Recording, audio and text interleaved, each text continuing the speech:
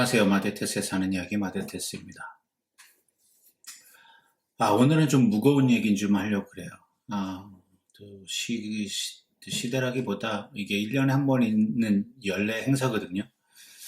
국가적으로, 전 세계적으로, 9월 달은 이거에 대해서 알리는 기간이고요. 다음 주는 스페셜리 일주일 동안 이거에 대해서 중점적으로 얘기하는 기간입니다. 그러니까 제가 말하는 이거란 뭐냐면 자살이에요.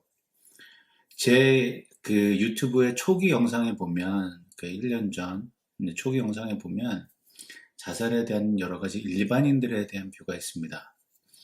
오늘은 우리가 얘기하고 싶지 않은, 그러나 알고 싶지 않은, 솔직한 얘기로 알고 싶지 않은 얘기예요. 그런데 it happens a lot 이라고 생각합니다. 근데 제가 예전에 일할 때 자살 개입, 자살 방지 강의를 꽤 오래 했고요. 그것도 마찬가지로 상담 부분의 일부분이었고, 자살 개입에 있어서는 제가 마스터 트레이너 서티피케이션을 갖고 있습니다.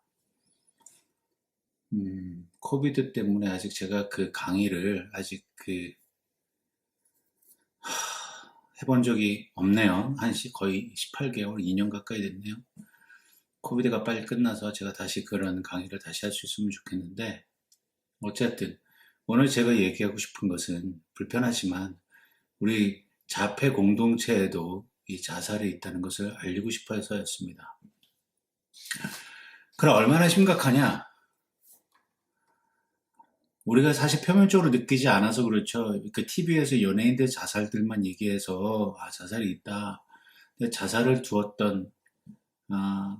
자살을 하신 분이 집안에 있다면 내가 피부적으로 봐도 알 것 같고요. 너무 애석하게도 이 자살이라는 게 우리 주변에 있는 일입니다. 그리고 우리 자폐를 가지신 분들에도 있는 일이고요. 근데 우리는 이걸 귀를 막고 눈을 막고 안 보고 안 들으려고 하죠. 사실 듣고 보고 해야 우리가 막을 수도 있고 도와줄 수도 있고 하는 일인데요. 우리는 안 하려고 합니다. 왜요? 귀찮은 일이고 듣기 싫은 일이고 알고 싶지 않은 일이기 때문에 그래요.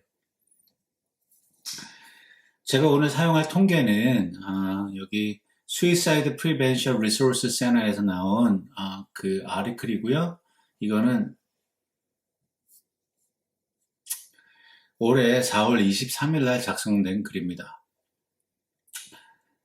놀랍게도 이 사람들이 사용하는 통계가 덴마크 통계예요. 저는 깜짝 놀랐습니다. 덴마크는 복지국가 아니에요. 모든 사람들에게 보편적으로 복지가 잘 되어 있다고 저희가 믿고 또 혹은 가고 싶은, 복지 때문이라도 가고 싶은 나라 중에 하나인 나라이긴 한데요.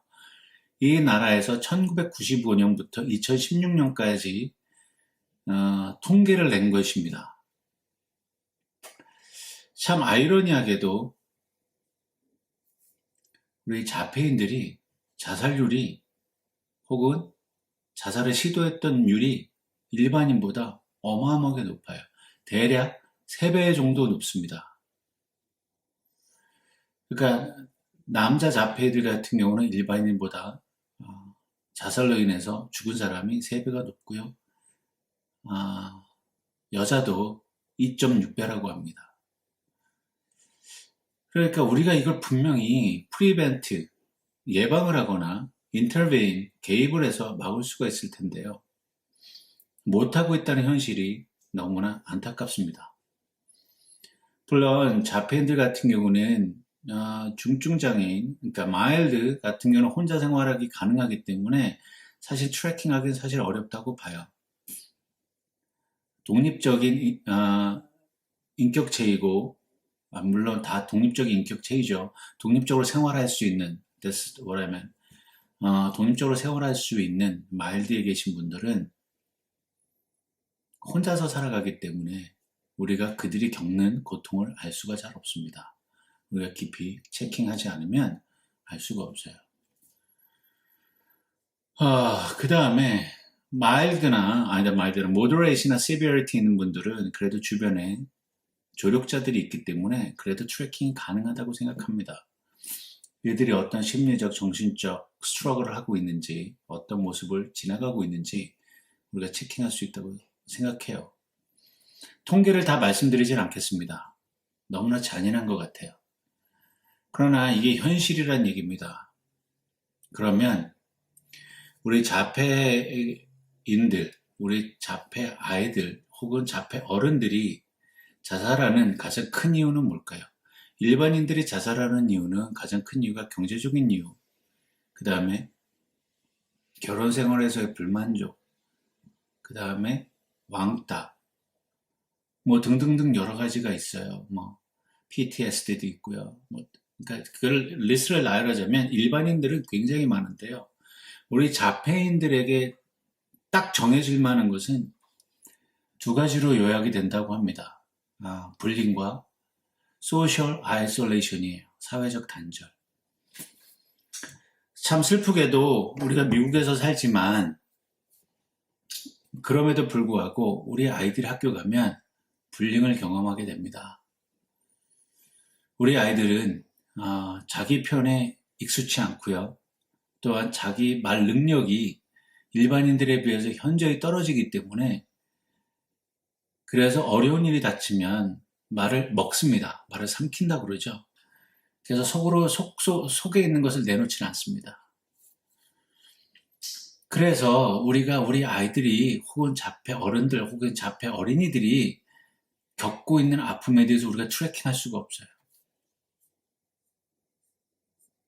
그래서 이들은 자기가 왕따를 당하고 있거나 사회적으로 단절된 데 있어서 자기들 스스로가 필요가 없거나 도움이 안 된다는 식의 살아서 뭐 하느냐 식의 어떤 정신적 고통을 받고 있는 것입니다.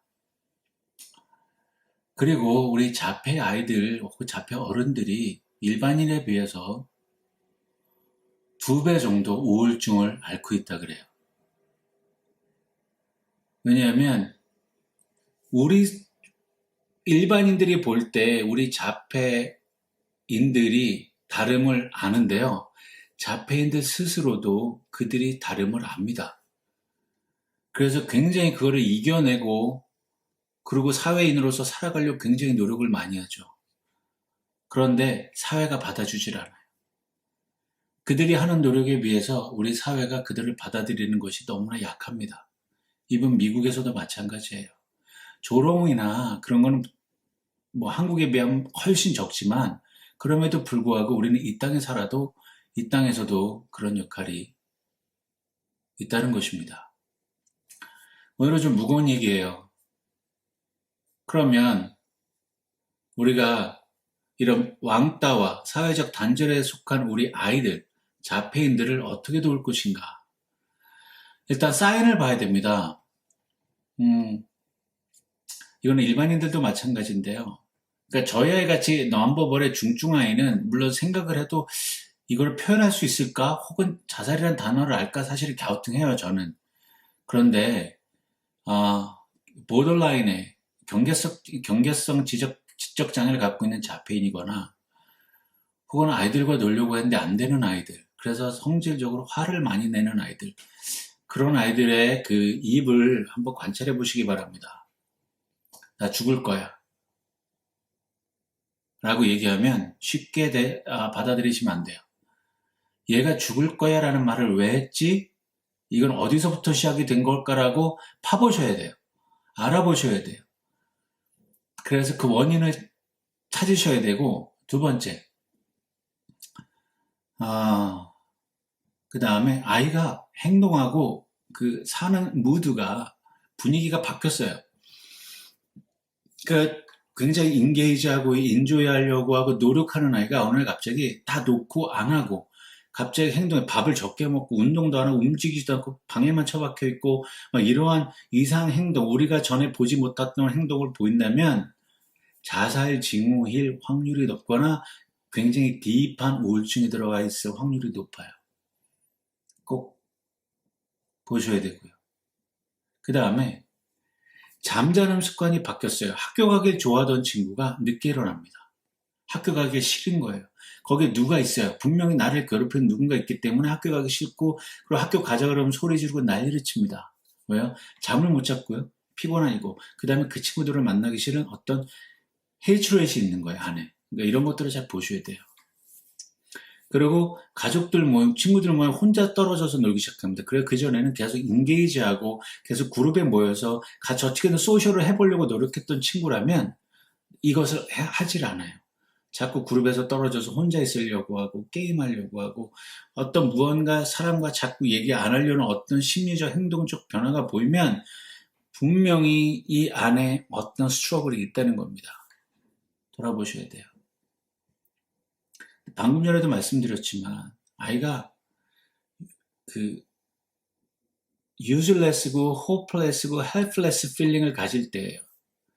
만약에 나는 이 세상에 살아도 소용도 없고 필요도 없고 뭐 이런 식의 행동이거나 말을 자꾸 반복해서 한다면 이거는 분명히 아이 머릿속에, 아이 마음속에, 아이 정신속에 어떤 자살에 대한 징후, 자살에 대한 감을 가지고 있다고 보시면 됩니다.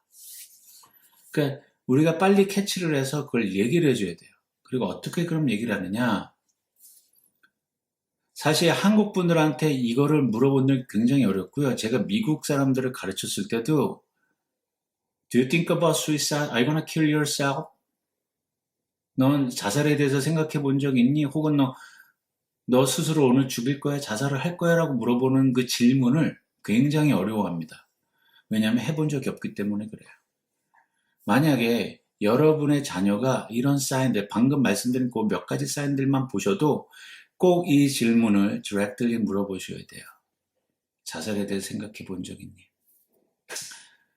그리고 그걸 얘기를 할 때 아이가 만약에 자살에 대해 생각해 본 적 있다. 나는 살 가치가 없다라는 얘기를 하면 아이를 저지하거나 설교하거나 야단치거나 그러지 마시고 전문가를 찾아서 꼭 도움을 받으시기 바랍니다. 우리에겐 굉장히 소중한 아이예요. 사회에서는 어떤 취급을 받더라도 우리 아이, 우리가 배 아파서 난 아이, 우리가 가르치고 키우고 양육해서 이 사회 구성원으로 길러내야 할 소중한 아이인데 그 아이를 자살이라는 어마어마한 생각해보지도 못했던 일로 아이를 잃어버린다면 굉장히 충격이 클 겁니다. 그리고 그 아이가 왕따를 시키는 일들이 있다라는 것을 빨리 학교 측에 알리시고 교감이나 교장이나 담임선생이나 카운sel러를 만나셔서 이 문제를 어드레스해야 됩니다. 저는 저희 큰아이가 학교에서 이런 일이 있어 그러면 제 나름대로 분석을 합니다. 이게 리포트할 것인가 아닌가.